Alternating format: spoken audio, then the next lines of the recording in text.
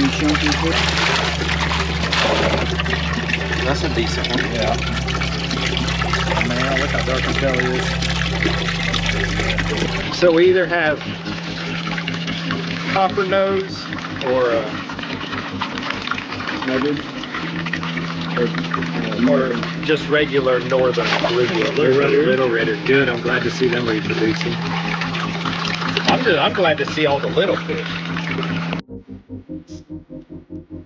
For some people, having a perfectly manicured lawn with bright green grass is their true extracurricular passion. For others, like Jason, creating a trophy bass pond is theirs.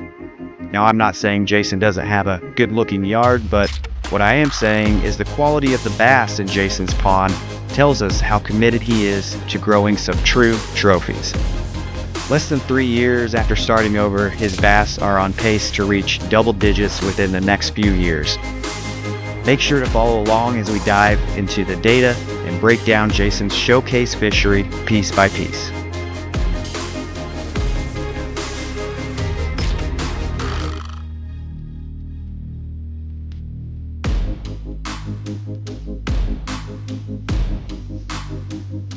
Now for a little bit of background. Jason previously had a stunted fishery. With aspirations to grow trophy-sized bass, he made the wise decision to hit the reset button in May of 2023 with the use of rotenone on his 5-acre pond. About a week later, he stocked 85 pounds of Fathead Minnows after making sure the rotenone was no longer active. Typically, waiting 2 weeks is a safe bet, but with warmer water temperatures, the rotenone doesn't last as long. Fast forward to September of 2023, just 4 months after starting over, Jason stocked additional prey species such as 1,000 1 to 3 inch Coppernose Bluegill, 250 1 to 3 inch Redear Sunfish for snail control.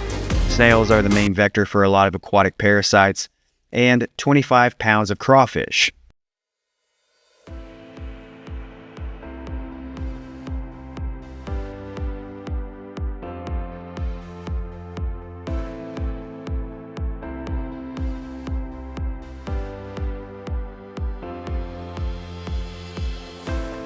For the predators, he stocked 50 8-inch wipers, 50 8-inch channel catfish, and 150 fingerling largemouth bass that were around 2 inches long.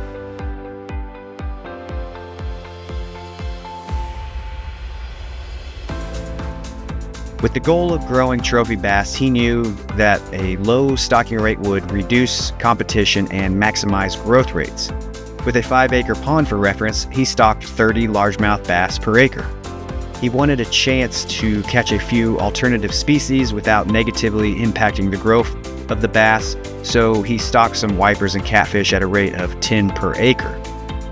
The wipers are sterile, and the catfish won't normally recruit successfully when there's a healthy established predator population and lack of suitable catfish spawning structures. They are cavity spawners, so if there aren't any structures like culverts, big boulders, or old milk jugs for say, they won't be very successful at reproducing and recruiting, although it's not impossible.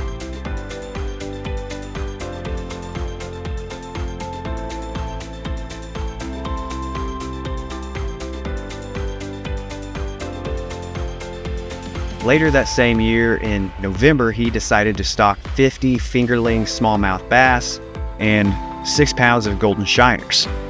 The smallmouth bass came from Kenny Sanderson, owner of Aquatic Specialties. Kenny's smallmouth are DNA tested for the true Dale Hollow strain of smallmouth bass that have the potential to grow to trophy sizes.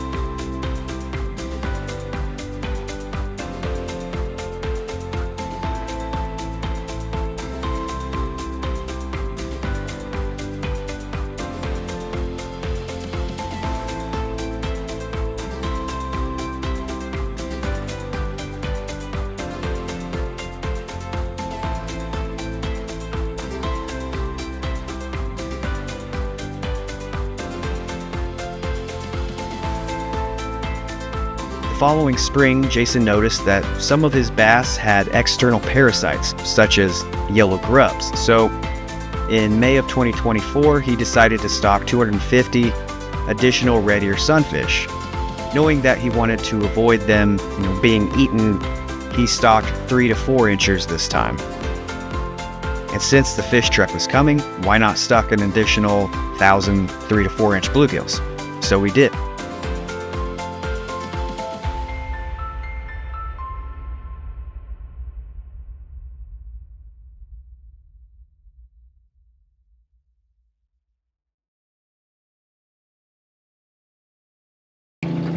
Boy, don't let him get back in there. Oops, he ran into my net. Yep, it's in my net. We can throw him in the red bucket. Okay. Good thing we haven't got a carpet. They're 30 inches. 21 inches. Care about The other one? cared about the length. Who put these in here? Yeah, we put 15 of them in here to begin with because we had a lot of algae. Oh. And then I saw that at the end of maybe the first year. 22. How many? 22. 22 inches. At the end of the first year, I saw 2 little schools of babies. Oh. And I thought, oh hell no, this place is not getting taken over by them. 8-inch bluegill. So I just assumed that the bass are eating as fast as right. Yeah. 7-inch bluegill. But I didn't want to take a chance of them overpopulating. That's why I'm getting rid of them now.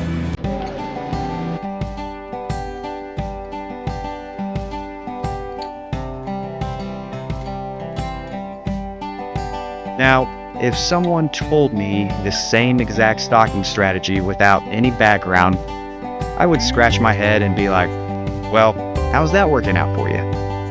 I would then look at the data and be blown away by the insane relative weights of the largemouth bass and the relative abundance and size distribution of the bluegill. But after hearing about the recent history of the pond and what Jason has done, it would begin to make sense.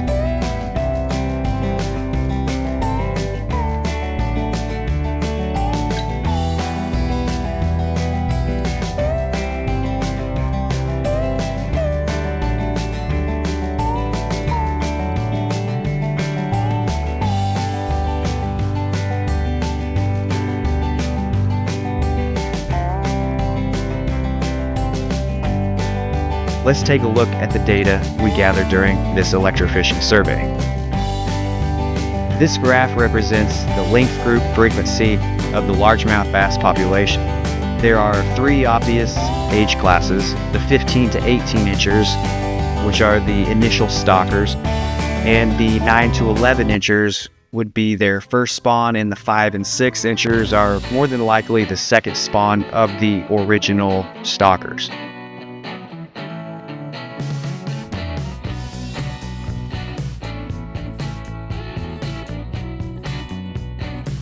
This graph shows the relative weight or the plumpness of the largemouth bass. For those of you that are unfamiliar with relative weight data, anything over 100 is considered above average. Only a 9-inch bass was less than 100. The average WR was 118, which is incredible. Relative weight is a direct indicator of food supply, and the next graph confirms that notion.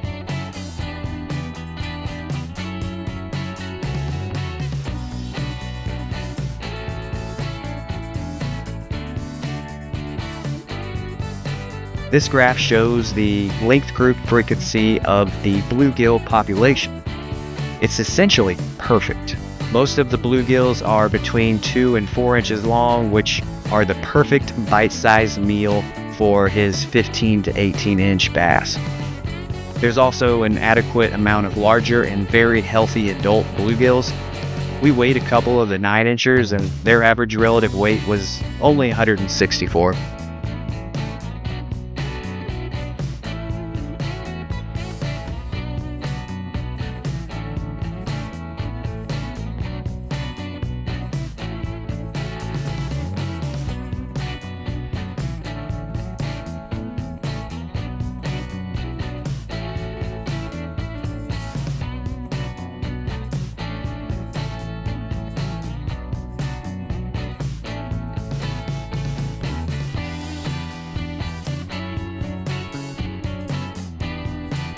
Starting over, hitting that reset button gave Jason a clean slate.